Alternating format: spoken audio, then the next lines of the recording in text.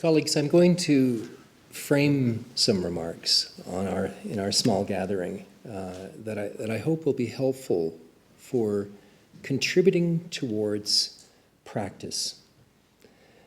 Perhaps these remarks might be framed as being a contribution towards an emerging generation which is trying to work with complex systems, systems that are not simply interwoven or deeply fraught, but which seek to be renewing, which seek to impart fertility, which seek to contribute much more than stewardship and involvement in the world. And so I offer you a rather ambitious set of work in the hope that this practice might be a contribution.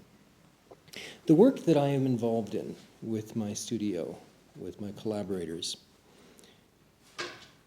is a kind of architecture.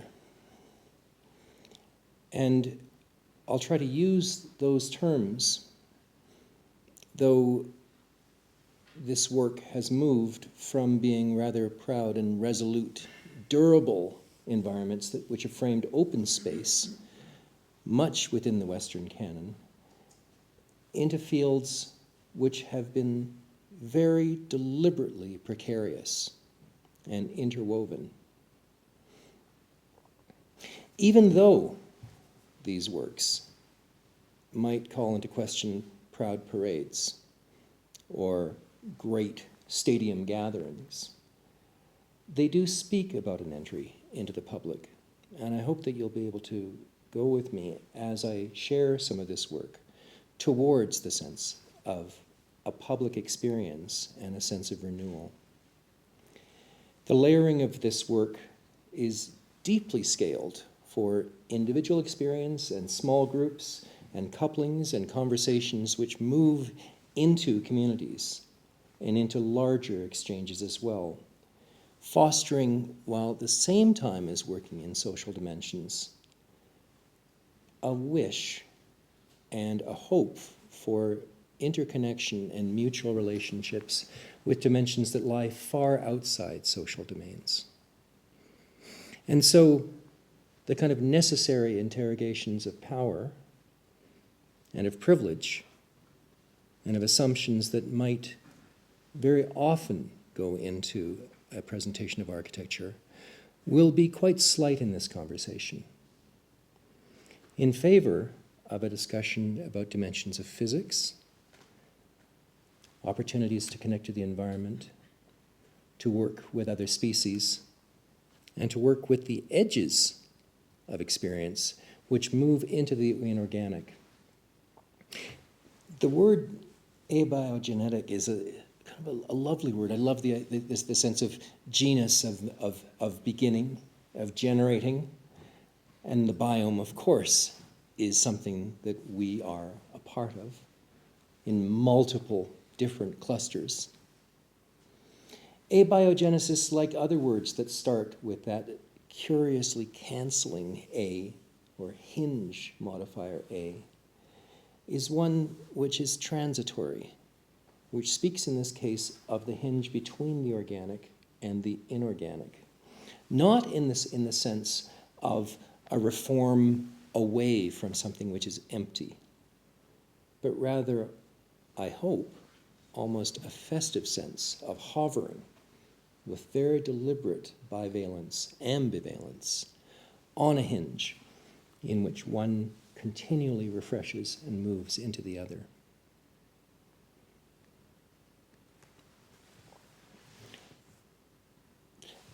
If I was speaking to you 50 years ago, I think I would be sharing material which spoke about public architecture out of a sense of standing on the ground and sharing a kind of eternal tradition of being at home, notwithstanding the traumas of the wars or the enormous, almost unspeakable upheavals of a century. I think I would still be speaking about standing on the solid ground in the delicious, lovely assumption that the world will always be with us, that it will be underfoot, that it will carry us.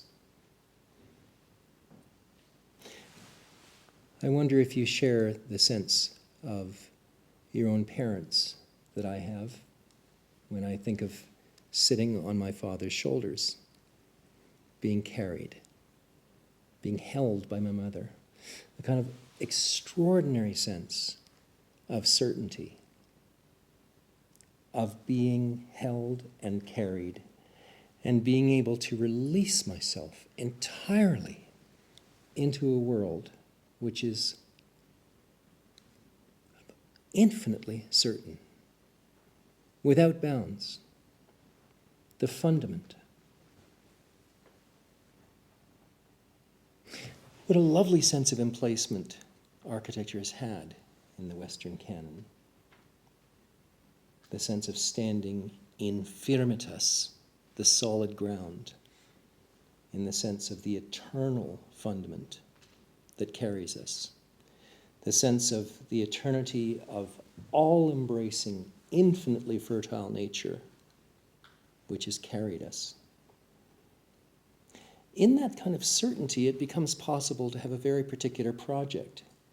Certainly in Canada, it was possible to have a certain project of gathering as much might as possible in order to carve a trace, or to create a clearing, or to render order, or to create a polis, or to make a place. I think I would be very foolish if I were to say that this is past. How could we not be utterly moved by the rock which surrounds us and the sanctuary that makes this place? This sense of the emplacement of the world is one that does not evaporate with modernism, and that is not replaced by the sense entirely of dread in our particular time. And yet, I wonder if you do share with me a sense that it is very difficult to stand on the solid ground today and to relax your musculature and to feel emplaced in the sense of home that a Western tradition and strategies of emplacement and the kinds of architecture which have given us home in our past generations have given us. What is the quality of the ground that we stand on? What is the home that enfolds us? How are we carried?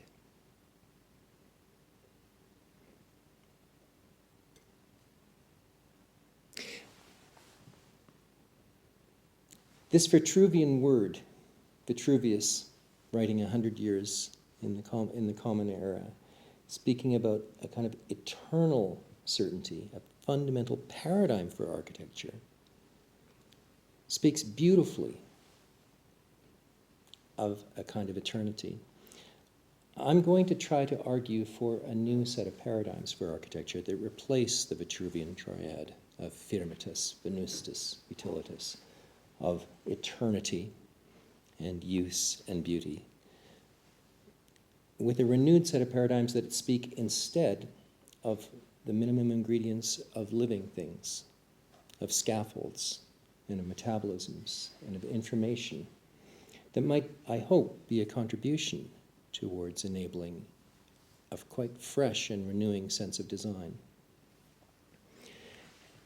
And this work, then, is founded not so much on bounding and clarifying space, which lends certainty, but rather through a kind of involvement which builds itself through multiple, hesitant, trembling gestures, which collide and interrelate and build up densities through oscillation and vibration and delicious, willful precarity through fostering a kind of involvement, through entanglement, through the most deliberate kind of fragility, unapologetic fragility, fragility that fosters a kind of touch and intimacy, and that in turn fostering a kind of instability which gathers and which trembles and which oscillates. The kind of strategies that are associated with those terms, those entropic terms, those terms that deliberately harvest precarity, are quite deliberate. There are strategies for design that allow things to be thinned and to be stretched directly to their edges of ambivalence, deliberately fostering oscillation and trembling and instability. And I hope to show you a series of projects tonight that are productive in fostering kind of hybrid couplings that can come from that kind of potency, or perhaps pluripotency, a term from biology that talks about cells before they have specialized and hardened into individual anatomies, when they are still in the condition of a kind of extraordinary soil, receiving multiple genetic sets, and then seeking their own fates through motility as they move through fetal development and specialize. This term, then, precarity, is one that I want to offer and justify to you as offering a new kind of substance, a renewal for architecture. The work is accompanied by an attempt to generate a kind of a festival, almost a succulence of fertility, by amassing many, many small acts of fertility together, exchanging local metabolisms, building into an efflorescence, creating grottos and thickets. And if this qualifies as a suspended architecture, then I hope it might also qualify as vestment, as very intimate local qualities of clothing that amplify our bodies as well at very personal levels. And I'll be referring in this to collaboration with my very dear friend Iris, with whom we've been developing a series of clothing. You can see this one of the most recent works here, which has just been installed.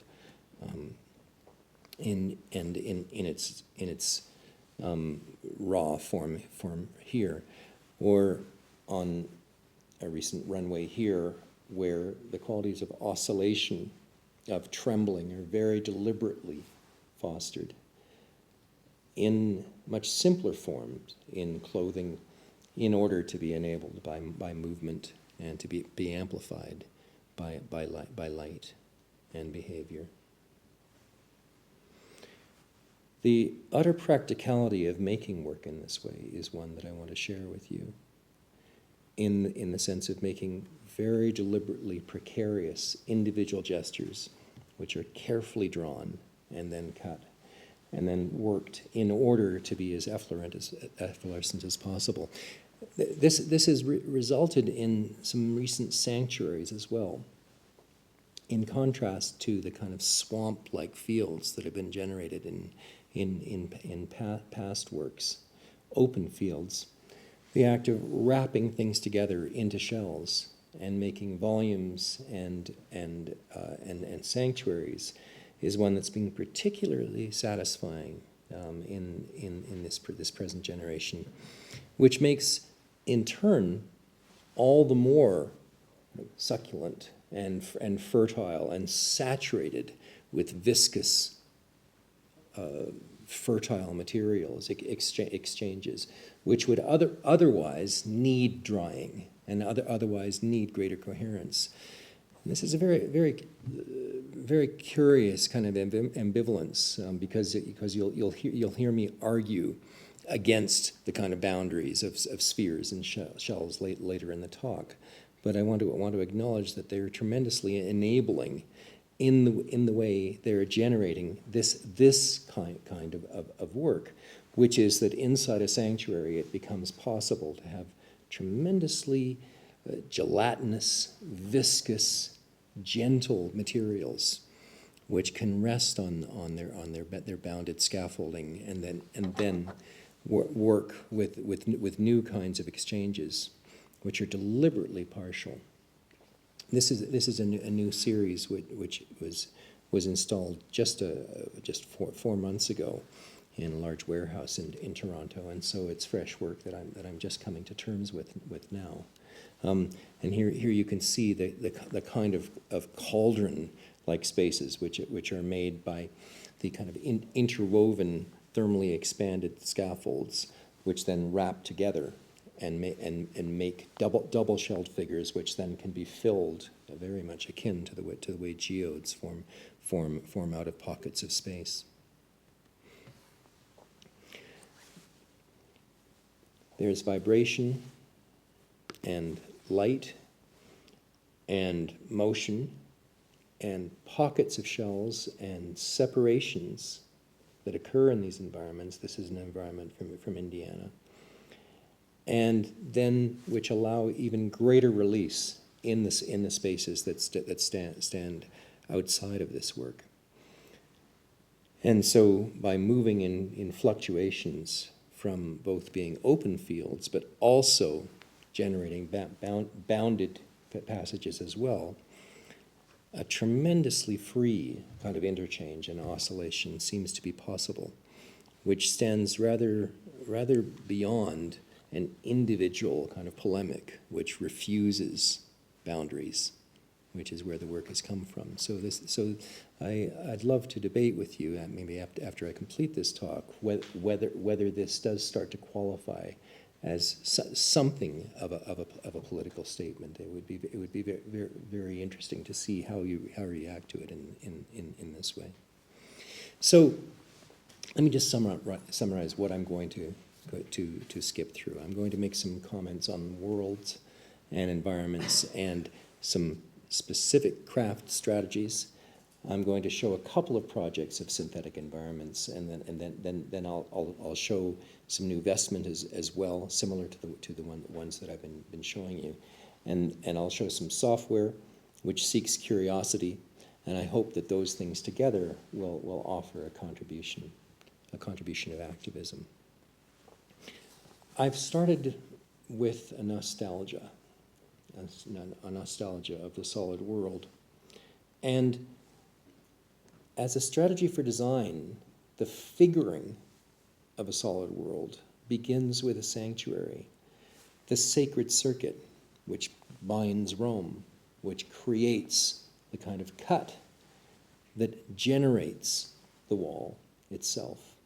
The POMOERIUM is a very particular ritual act of cutting, which then precedes the wall, the firmament of Rome, and which creates in turn the world, though, which is framed as a very particular pit in the center.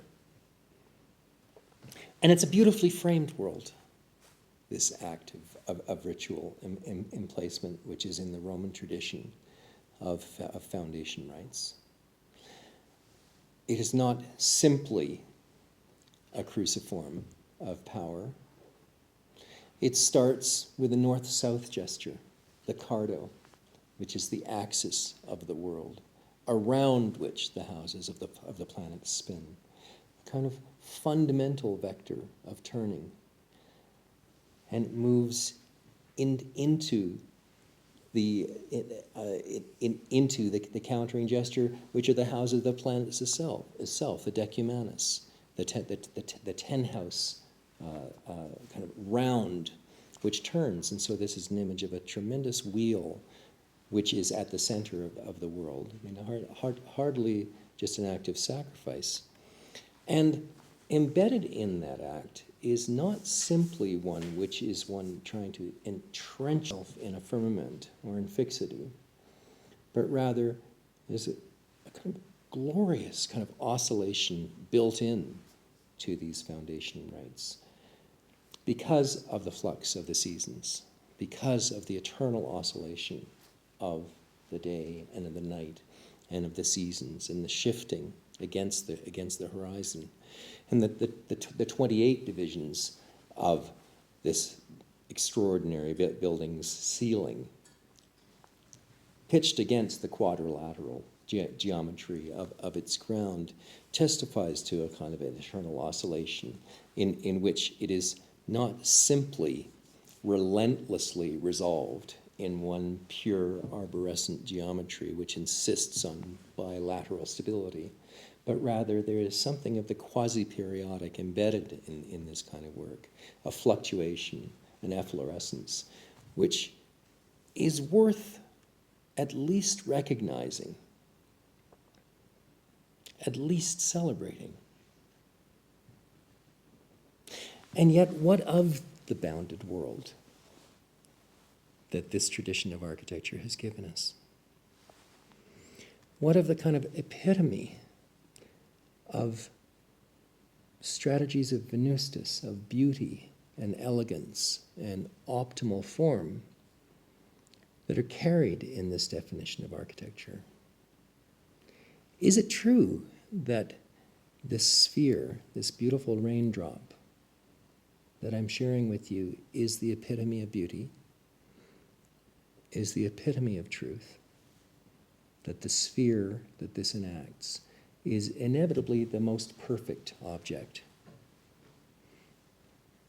I think I could readily share with you that I think it is, at least in my assumptions, the assumptions that carry me in my culture and my gender and my blood. It's elegant. It shines. It's clear. It's efficient. If I'm a tiny infant, blurred and partial, what is the form of me when I become whole and distinct and acquire agency? The kind of clarity of having boundaries is such a beautiful enabling thing that surely it would be foolish to disregard the kind of need for this kind of resolution. And yet I think that the equations that go into what makes a sphere are also pernicious.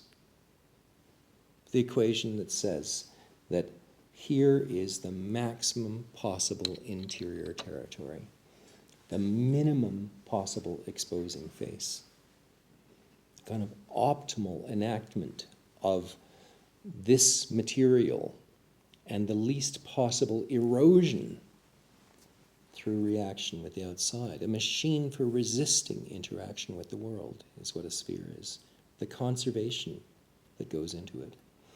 And so this, I think, becomes not simply a beautiful form, but also a silently ugly form.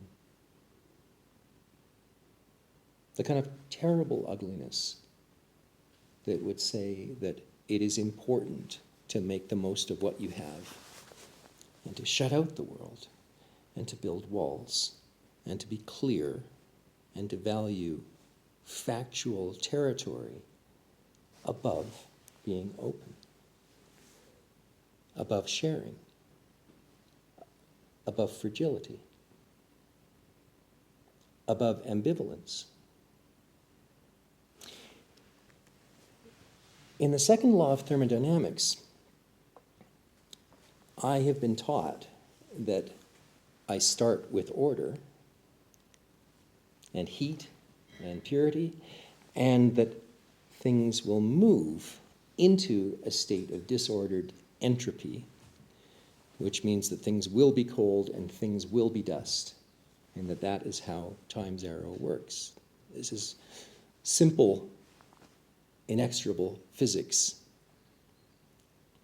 And yet, in this past century, a remarkably different cast of the second law of thermodynamics has started to be spoken of.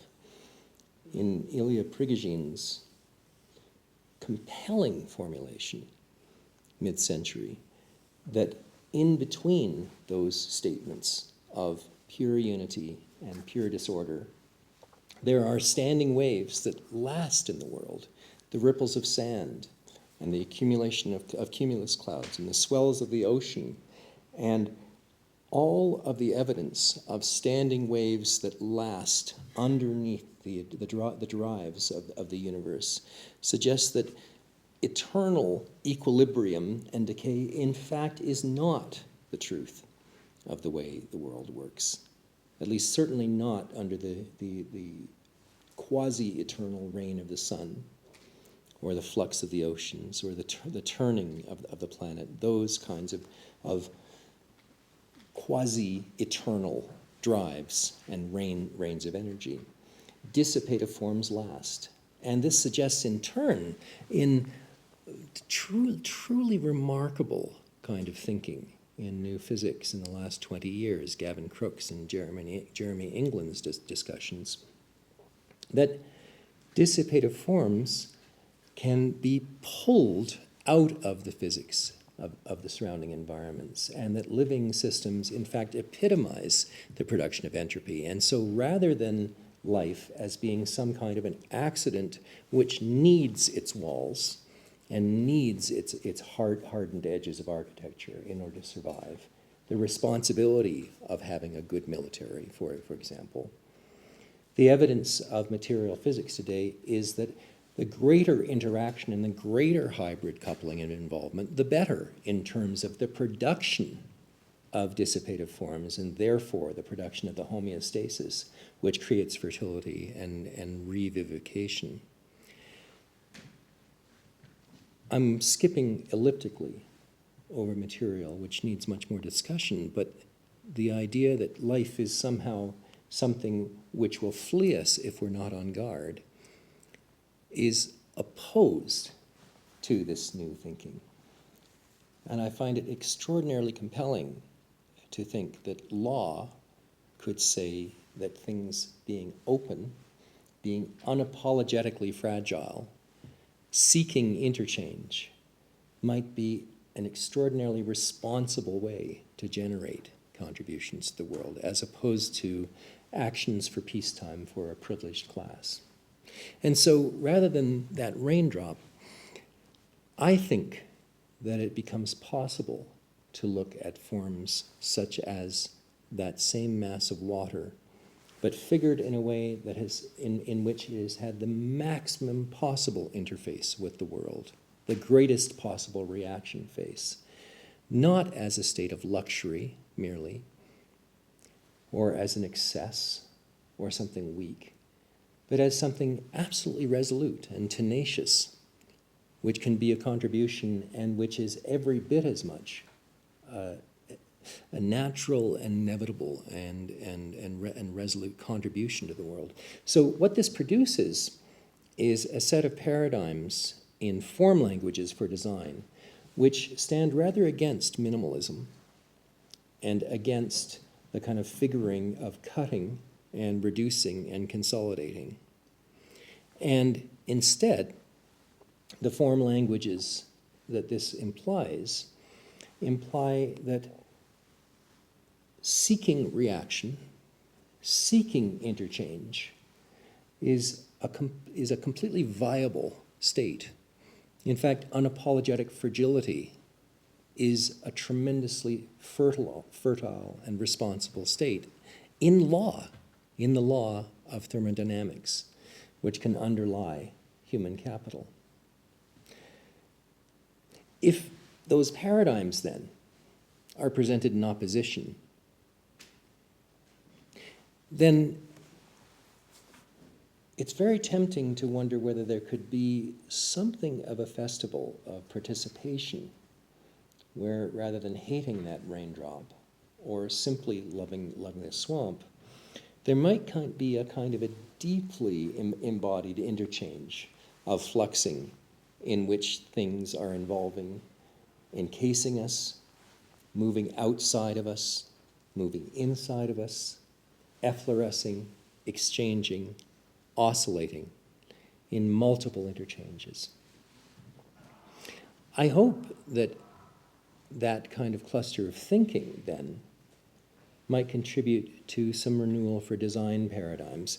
And it can draw on certainly some qualities that are perhaps familiar, such as the qualities from the Baroque, of the kind of festival of transitions that are so beautifully announced by Bernini in his figuration of marble.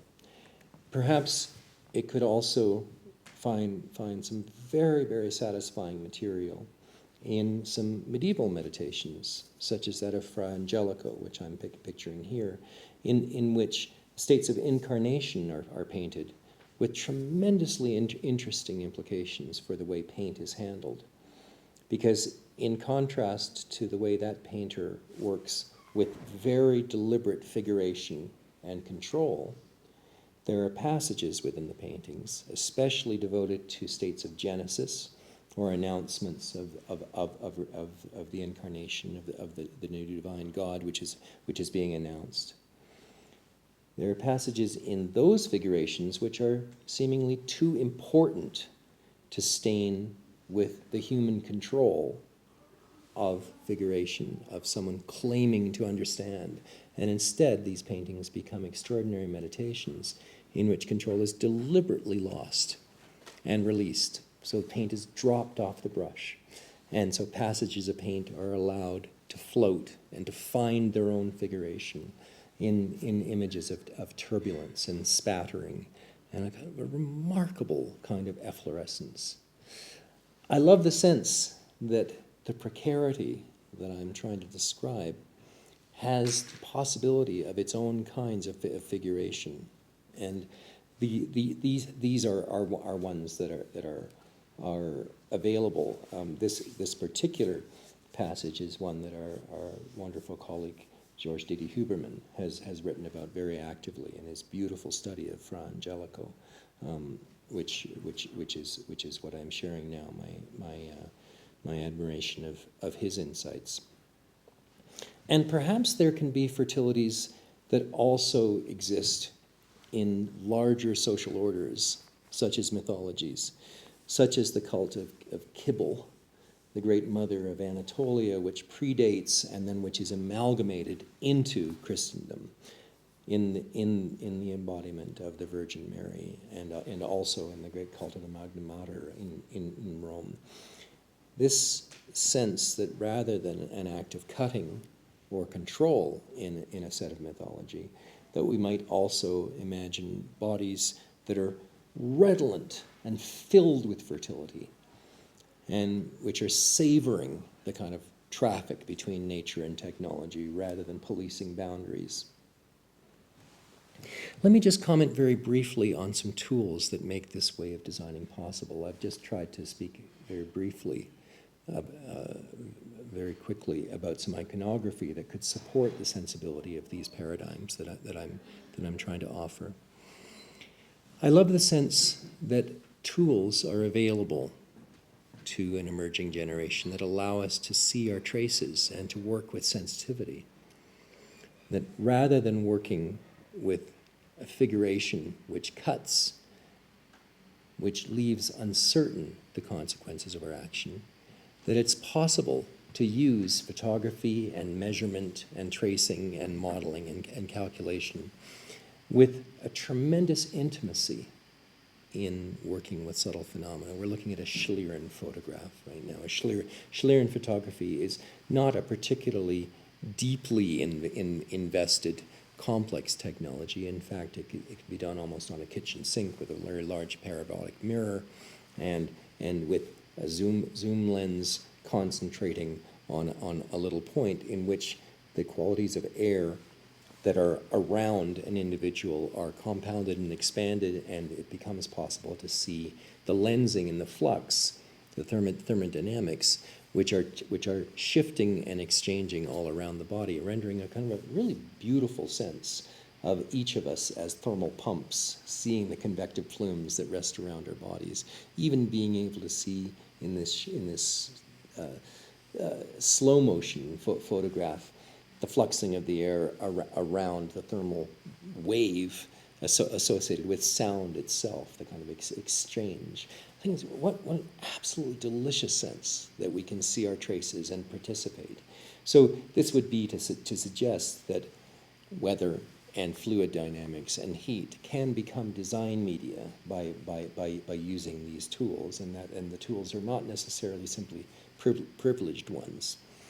I'll try to illustrate that also by just speaking about this image, which is one of quasi-geostrophic turbulence. Forgive me for those syllables. I love the term quasi-geostrophic turbulence, though. You can say it with me if you like. Quasi-geostrophic turbulence. Please, will you? Strophic, turning, geostrophic, the turning of the fluid boundaries and the fluid surfaces of the earth, and quasi meaning undulating. And this sense that comes from this kind of modeling, which can be done with open source software, open source weather software, is one that comes only in very special conditions. Because the kind of flux that we're looking at here in the exchanges of thermal currents is not the same thing as a huge bow wave of a tsunami, or the enormous kind of polarized whirling of the ocean currents, or the polarizations that happen between, say, liquid and solid in the landmass formations. Rather than those brutally kind of polarized movements, the ones which create figures against grounds. This condition, quasi-geostrophic turbulence, there I've said it again, I'm going to say it a couple more times before I finish, happen in times when forces are very, very nearly balanced. When the Coriolis effect, the spinning effect of the planet, is very nearly balanced with planetary gravity. And in that state, we have a kind of precarious tipping point in which individual bodies of material in fluid states could move ever so slightly one direction or ever so slightly in another direction. And it's only the tiniest of local circumstance, given those kind of charged, benign, massive forces which are nearly unbalanced. It's only the tiniest of circumstances that tip this material into its local state. So there's a deep, deep coupling of elements, which really speaks of the state of something like an idyll, or the most glorious, peaceful summer afternoon with breezes just wafting here or there or yon, that are enacted in this work. And perhaps this becomes a kind of a wish for an architecture which might offer and foster the fertility. It certainly implies that an ambivalence in which things are free, rather than needing to be polarized and needing to stand with certainty and with framing, are allowed to flux and allowed to move and then carry their own formations, their own partial states. And I must say, I love the sense that in looking at the origins of life, as I'm trying to look at here by looking at amoebas, that the influence of the direction and the behaviors of these little beings might be seen not simply as being the kind of hungry agency of something which is seeking to engorge itself with new prey, the way perhaps a Western model of agency might interpret it, but rather that this represents a kind of a hinge in which the chemical gradients immediately outside the membranes might also play a fundamental part in pulling the behaviors and the concentrations into existence. If that kind of precarity were possible, then it might suggest that life resides in a state which is not simply one which needs to be defended or pushed or harvested, but rather in which a kind of relaxation and an embrace of the environment might be an absolutely viable state. I hope that doesn't sound too nostalgic. It might sound a bit forlorn, but if we think about orchestrating states in which forces are very nearly in balance, and then if we think about delayed formations, I hope that this might become something which is pursued. as a state for a very, very fertile architecture to emerge. And so the kind of geometry for this, rather than the kind of cutting and circumscription that I described in a foundation right from before, the POMOERIUM or the rights of the MUNDUS, might reside in an alternate geometry. The geometry in which, if forces are very nearly balanced and orchestrated, and if tiny amounts of circumstance can vivify and can offer kind of a state of fertility, might have the geometry of something starting with the CLINAMEN, which is the minimum angle of derivation. That's the angle which is infinitely small if we think of a vector becoming tangent with an arc. And if we think of how that kind of divergence or convergence would have the most unspeakably delicate quantity, absolutely distinct because it swerves, because it opens, because it changes, because it diverges, and yet at the same time being practically indistinguishable from its hosts. Lucretius speaks about the swerve in his famous meditations about the arising of life, and the material from the meditations of the atomists seems tremendously beneficial and tremendously helpful as offering a formative geometry. And so what I've been trying to outline here is a set of paradigms that might replace foundation rights of the POMOERIUM and of the Cardo and Decumanus, and a quadrilateral bounded geometry with a language of oscillation and of ambivalence.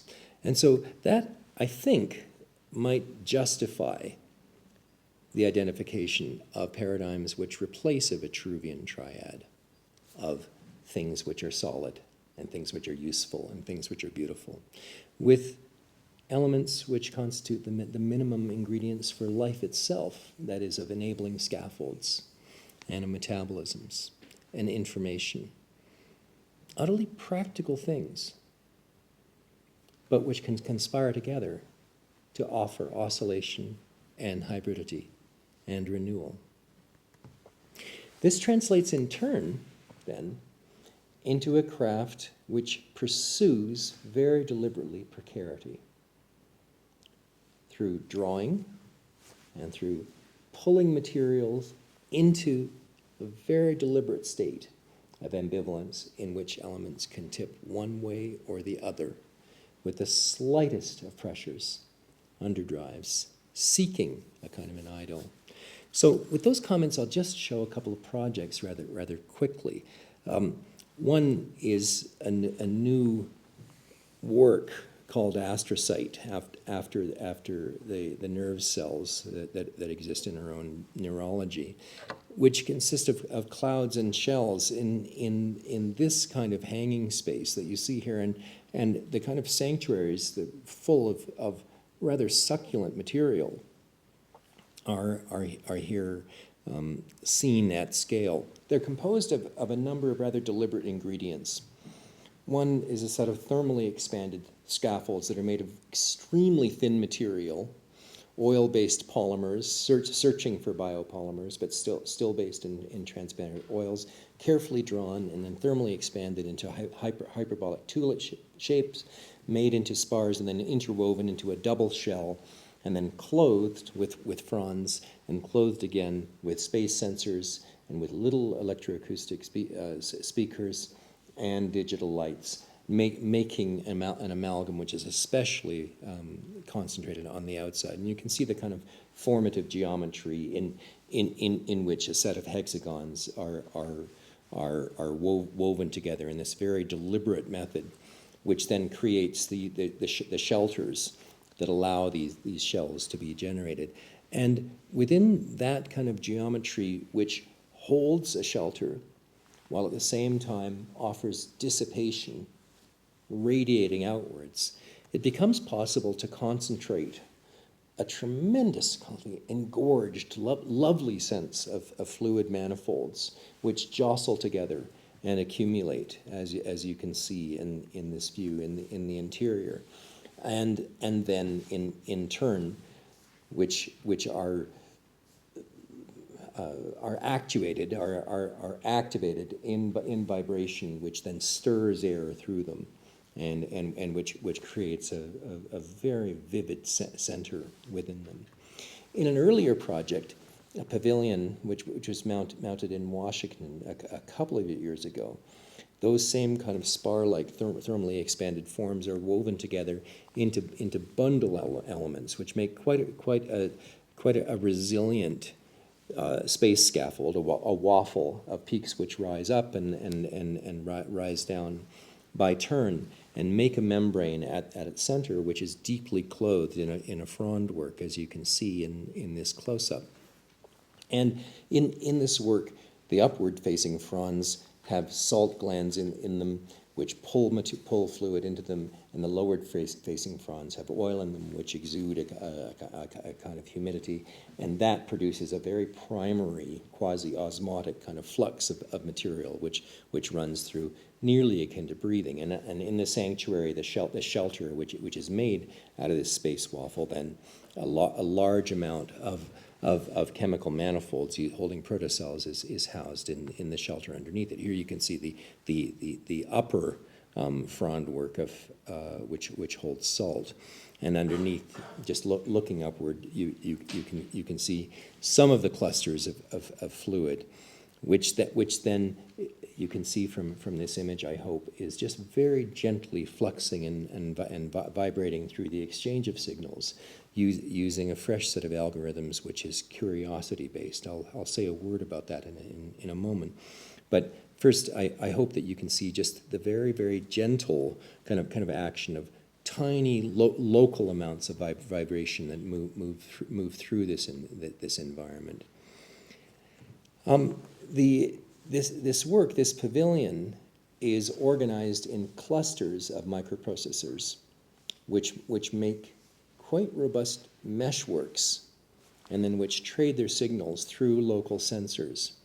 And generating the software here is an expert system that is a machine memory which records the different sets of actions which have happened before, and which explores possible sections of locations to give action, and then compares predictions with what actually happens through the circumstance, because in addition to the sensing environment, which is working with human interface, there's also another whole body of sensing which is oriented to the action of the work itself, supervising itself, and looking at what actually happens through that information. So the combination of prediction and memory and searching produces a kind of a constantly growing body of information.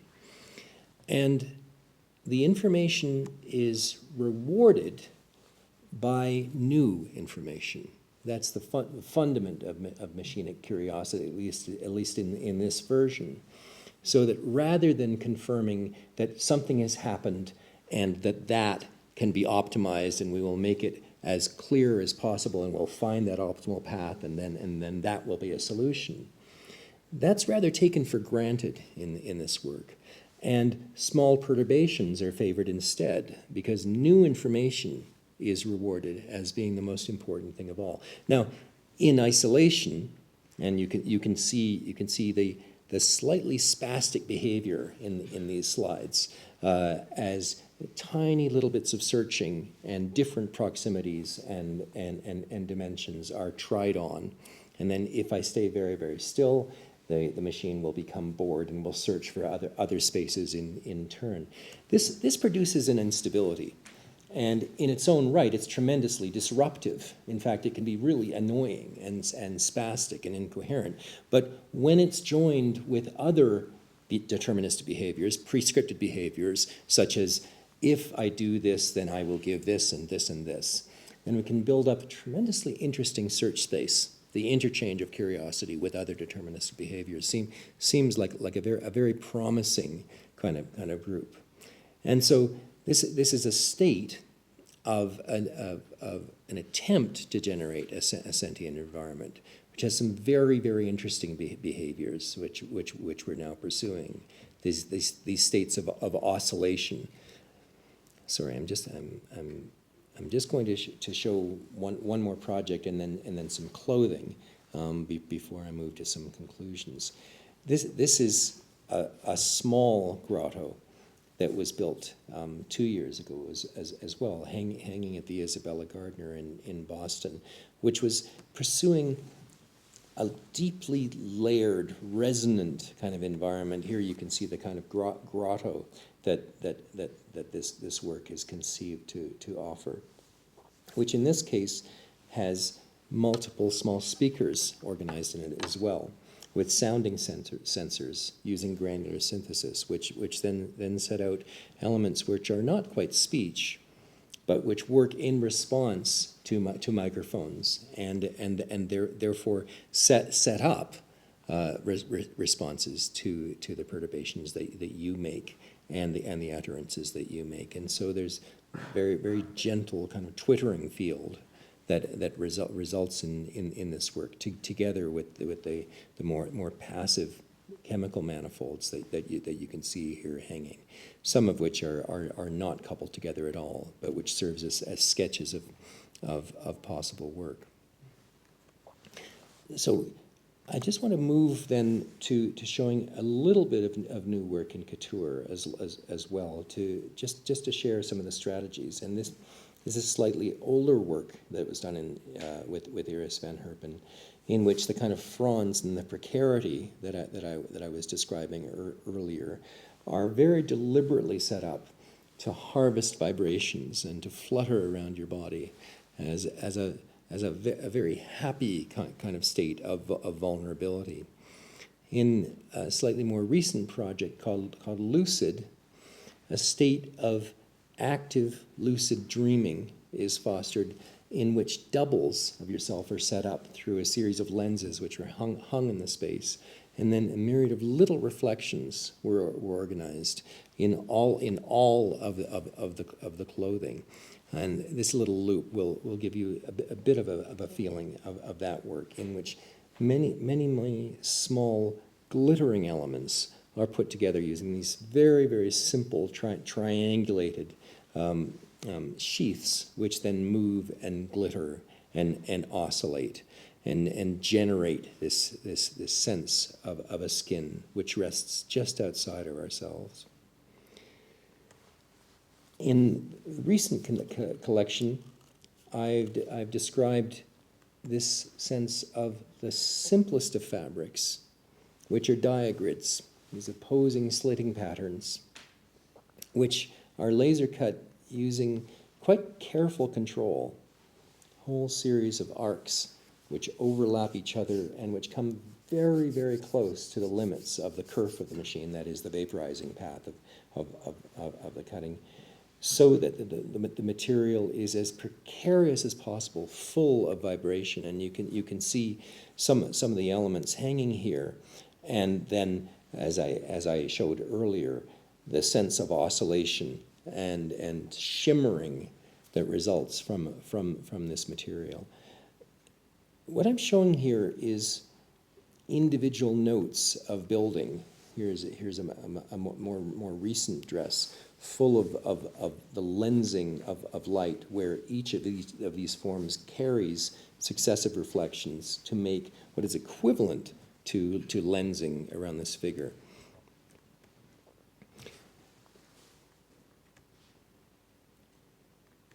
And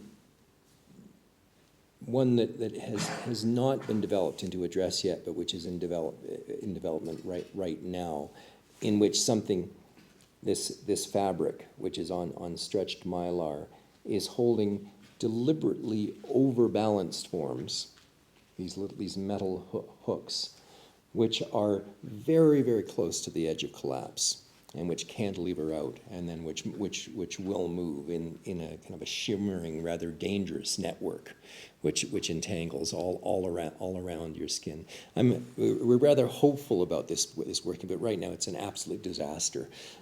So it's not ready yet, but it's too compelling not to try to have something that will work with that kind of engagement.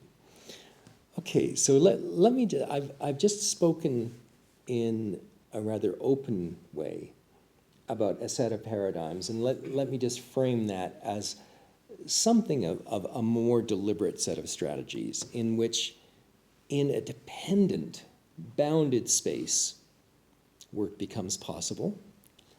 And like a petri dish, unapologetically fragile and dependent things are enacted in order to allow an arising, and through confidence with those gestures, a set of materials is fostered then which can start to move outside of those armatures and participate in the world, and participate with much larger sets of forces, which then in turn can turn into geotextiles and engineered systems and scaffolds, which can start to foster renewal in the world and start to hold growth.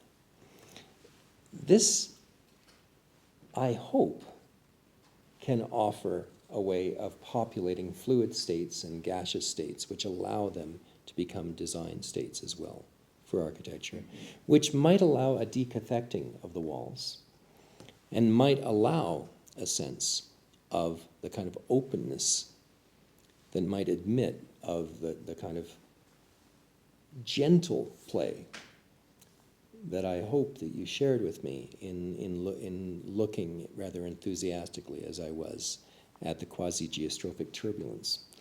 So let me just end with a sense of the architecture that this might afford, in the sense of the reactions that I feel myself. And I wonder if they can be shared with you in this way.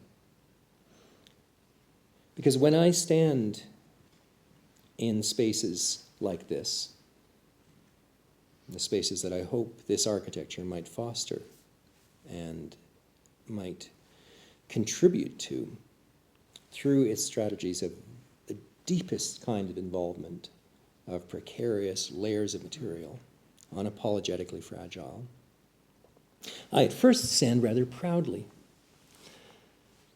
because I can find paths and I find order and I look and I trace my way and I can see very clearly at first the organization. There is the way forward. An animal has trod there. Oh, look, I can see that two have gone that way as well, and there is the path. And far beyond the human trail, I can see the diverging vector of the game trail, which moves past that way. And I can see very tangibly the material evidence of it. I mean, there are the tracks. And oh, I can see that the branches have been bent there as well. And I can see over there that the branches are bent as well, and there, and then I realize that I'm pretty good at this. And I can start to see the anatomies of what has come there and where things might go. And I feel enabled, and I feel confident, and I read. Kind of a beautiful act of reading, of a kind of resonant taking in, mapping into my body, a full-blooded participation. And as I look further, I can start to see with greater and greater detail the traces of those little ones, that chipmunk or that rabbit or that cluster of beings that have passed through those paths and that have moved and woven their ways through this environment. And I can read them. And then, as I look past that physical evidence, past that trace, past the literal bending of the twig in the distance, I think I can see the path leading even further. I see a tendency. I see traces. I see a whole myriad of absolutely distinct desire lines. When that starts to happen, when the kind of intimacy of this profoundly interwoven scene starts to happen in my thinking and in my projection, what am I seeing? Am I seeing the evidence of my eyes? There are some fragments of evidence. Am I seeing the possibility of what's coming? What am I imprinting into this scene? What am I projecting? And what am I inferring? The space that I think that I start to find myself in is one in which the quality of being within the potential of the environment and the projection upon the environment becomes poignantly uncertain. The possibility that I am arrogating myself and that I'm simply pushing my inference of what will happen is absolutely there in those far reaches of the scene. And perhaps at the same time, though, it is true that the resonance of this coupling also allows those potentials to unfold and to offer themselves, in a sense that the sentience might be pulled out of a consciousness or be printed into me. Am I a marionette of my own ingrained rigging? Am I offering something to this?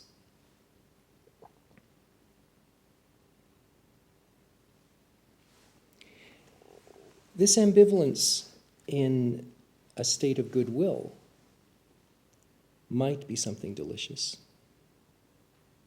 In a state of hesitation and suspicion, it might be something profoundly ugly. Let me sum up. I've tried to speak about intimacy and touch in very deliberate craft in generating architecture. I've tried to talk about a preceding state in which things are bounded and a set of rituals that create architecture. And I've tried to talk about contribution to the world in the sense of emplacement. I've tried to speak about uncertainty, kind of a trembling sense of a fundament, which we share. And I've tried to suggest that a preceding paradigm of permanence and emplacement, of being carried, is far from being used up, but which occasions hesitance today. And I've tried to talk about a glorious Vitruvian tradition then, which talks about one very particular set of models which makes something radiantly beautiful and ugly simultaneously. And I've tried to suggest that some alternate form languages might be a contribution for architecture today, making for something of an optimism about the contributions of physical building in allowing a description and an unfolding of dimensions which lie outside of human control, and perhaps gatherings which are viable and which are satisfying. Is an optimism justified? It is very difficult for optimism to be justified, but I do hope that these are a contribution. Thanks.